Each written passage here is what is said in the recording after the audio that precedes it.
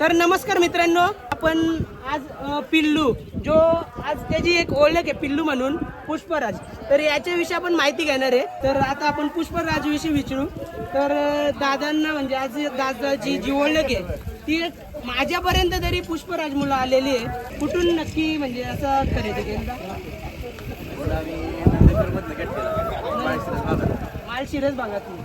तरी दादा कितीला खरेदी केली? 26 लाख रुपयाला खरेदी केली. मग तेव्हा तो म्हणजे त्यांच्या दावणीला होता तेव्हा पळत होता. मग तिकडे त्यांनी किती गटपास केलेले का? केसरी 3 मैदानच केले त्यांनी तिकडे. 3 मैदान केले त्याच्यावर आम्ही घेतले. तुम्ही आनंदी खरेदी कुठून केला? रत्तामोठी नंदेश्वर. रत्तामोठी नंदेश्वर. म्हणजे तुम्हाला कसं काय वाटलं का हाच नंदी खरेदी करावा? फळ बघितलं त्याच्यावर ठरवलं गेलं. पल बघितला, पण तो कोणत्या मैदानात बघितला?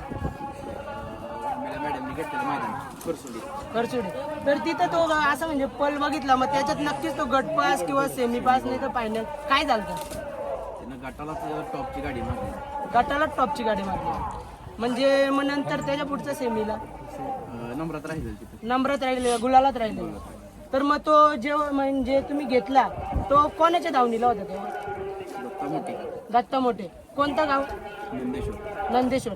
तर मग तुम्ही त्याच्याशी बोलणं करायला गेलं तर म्हणजे कसं काय बोलणं केलं? मैदानावर घरी घरी काय केलं त्यांच्या मैदानावर व्यवहार नव्हता. मैदानात व्यवहार झाला म्हणजे असं तुम्ही स्वतः गेला का कोण?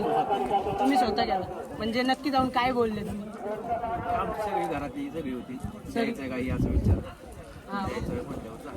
मग ते काय बोलले? काय द्यायचं किंमत सांगितली. तरी आधी त्याची किती किंमत सांगितली? 40 लाख. मग आता त्याची खरेदी टोटल किती केली तुम्ही? 26 लाखांची. एवढी किंमत त्याही कमी केली म्हणजे नक्की काय कोणतरी चांगला माणूस मध्यस्थ असेल ना? वेंडावडीचा आमचा ड्रायव्हर म्हणून त्यांनी व्यवहार केला. तर दादा म्हणजे व्यवहार केल्यासारख्याला तसं नंदी पळतो सुद्धा ना. आज एक त्याची पूर्ण महाराष्ट्रभर वेगळीच चर्चा आहे. तर दादा त्याला पिल्लू नाव कोणी दिले? राहुल दादानी पिल्लू नाव दिलं. मग नाव ऐकायला कसं वाटतं दादा तुम्हाला? पण पिल्लू आहे, पिल्लूची गती कशी? हा मग छोटा पॅकेट भाडा थांबा. तर मित्रांनो तुम्ही बघू शकता हा जो नंदी आहे त्याला एक पिल्लू नाव दिले. पूर्ण महाराष्ट्रभर एक काहीतरी वेगळं जागा वेगळं नाव दिले आणि त्यांचं म्हणणं आहे राहुल भाईनी नाव दिलेलं आहे आपल्या दादानी. तर काय बोलाल आपल्या दादाबद्दल? त्यांनी हा नाव दिलं, काय त्यांना बोलाल? दादा एक बैलगाडी क्षेत्रातला एक वेगळा सगळ्यांपेक्षा वेगळा माणूस आहे. दिलदार मनाचा राजा माणूस आहे. तर दादा तुम्हाला सांगतो, तर जेव्हा आपलं मैदान झाला फॉर्च्युनरचा मैदान झाला तेव्हा नक्की दादांसोबत तुमचा पायरा कसा काय जुळून आणला? मित्र प्रतीक भोसले म्हणून पुणे म्हणजे आणि शुभमने केलं सांगितलं त्यांना. तरी म्हणजे दादांचा अचानक तुम्हाला कॉल आला का तुम्ही त्याला कॉल? आम्हाला कॉल दादांचा कॉल आला. मग दादांनी काय म्हणाले नक्की? दादा काय कोणाला होय म्हणू नका, आपण पळूया. आपण पळूया. तरी तुम्हाला असं कॉल आला त्यावर म्हणजे सांगून कॉल आला का अचानक आला? असं सांगितलेलं मला कोणी पण कॉल येणार म्हणून असं कोणी सांगितलं? पुणेवाले आपले मित्र आहेत त्यांनी सांगितलं. त्यांनी सांगितलेलं. तर मग तुम्हाला कसं वाटलं मथुरच्या गल्ल्यात पळून आपला बिनजोडचा भाष्य? भल्या भल्यांची इच्छा आहे. तो काय अजून कोणाला कधी म्हणजे लवकर मिळत नाही. आमचं नशीब आम्हाला मिळालं. तुम्हाला काय वाटतं आज त्याचं म्हणजे नाव जास्तीत जास्त मथुर मुला वरती आलेला दिसतो का नाही? 100% मथुरमुळं आणि हा मुळं दिसतो चांगलं. तर दादा एक कमेंट बॉक्स मधील कमेंट मी वाचले का पुष्पराज म्हणजे नंदी पळायला चांगले आणि आपला मथुर आहे तो असा वयात होत चालले.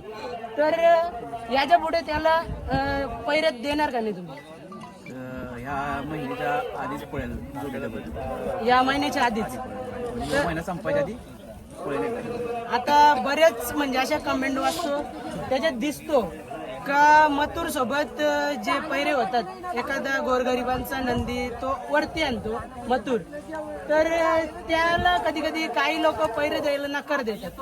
तर तुम्ही असं काही करणार का? राहणार नाही, त्यांनी कधीतरी जेव्हा बैल मागतील तेव्हा बैल त्यासनी मिळेल. तर मित्रांनो, अजून एक तुम्हाला सांगतो, अजून एक कमेंट बॉक्स मधील प्रश्न होता. आपला हा छोटा पिल्लू आणि एक दादांचा आता घेतलेला सर्जा वेगाचा बादशाह.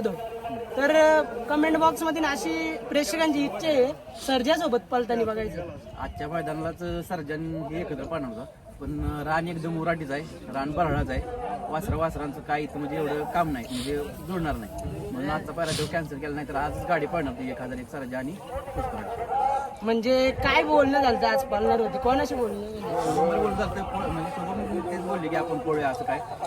नंतर सगळं म्हणजे मैदानाचा विचार करून म्हटलं नको, पुढच्या एखादं मैदान उराट जास्त उराट आहे मैदानाला, म्हणून कॅन्सल केलं. म्हणजे इथे हा मैदानात सर्व जुने पैलवान आहेत, मग त्याच्यासाठी आपले पैलवान मागे ठेवले. तर मित्रांनो इकडं बघा, म्हणजे यांचं सर्जासोबत पालायची म्हणजे आज इच्छा होती, पण असं एक पैलवानांचा ह्यो मला आहे, म्हणजे त्याच्यासाठी त्यांनी काय केलं का सर्जा आणि आपला पुष्पराज नेक्स्ट टाइम दुसऱ्या अड्ड्यात नक्कीच त्यांचं नियोजन दिसेल. हा, तर दादा आपण आपल्या सर्जाबद्दल काय बोलाल? कधीतरी गटाला दिसेल का? 1000 दिसेल 100%. कारण आपला 1001 दावणीचा सर्जा तो सुद्धा आता चांगला पल आहे आणि पहिल्यांदा मैदानात आणून सुद्धा गटपास केला. काय बोलाल त्या सर्जाबद्दल? चांगली स्पीड आहे त्याला, पण चांगली जाते. दादा आता आपला पुष्पराज हा घरी एकमेव नंदी आहे का? नाही, आमचे 2-4 बैल आहेत घरी. हा, 2-4. तर एक चैतन्य, एक पुष्पराज, एक भारत, एक सुंदर. तर आज आपण मैदानात किती नंदी आणले? एकच आणले. भारत आणि पुष्पराज. भारत कुठे? मित्रांनो तिकडं बघा, तो तुम्ही भारत बघू शकता. मग भारतला पायरा कुठला आहे दादा? भारतला नाशिक भागात. नाशिक भागातला. काय नाव आहे त्याचं? लपून आहे बायरा. मित्रांनो भारतचा बायरा लपून आहे, त्याने सांगत तुम्हाला. तर खाण्याविषयी सांगा ना. ह्याला काय दूध आहे 6 लिटर, त्याला मसाला वरडा आणि गव्हाचं पीठ. गव्हाचं पीठ. आणि व्यायामाचं कसं काय असतं? यामध्ये 2 किलोमीटर चालतो. तर दादा तुमच्या जोडीला असं मित्र किती असतात, म्हणजे कोण कोण असतात साथीदार? टीम आहे 7-8 जण आहे. देवीकिटी आमच्या गावातली टीम आहे. मित्रांनो मित्रांशिवाय काहीच नसतो ना दादा. आता तुम्हाला असं वाटत नाही का पुष्पराज सारखा अजून एखादा नंदी खरेदी करावा? आहे की अजून टाइम. पुष्पराज जरा 4-6 झाला की मग घ्यायचा एखादा.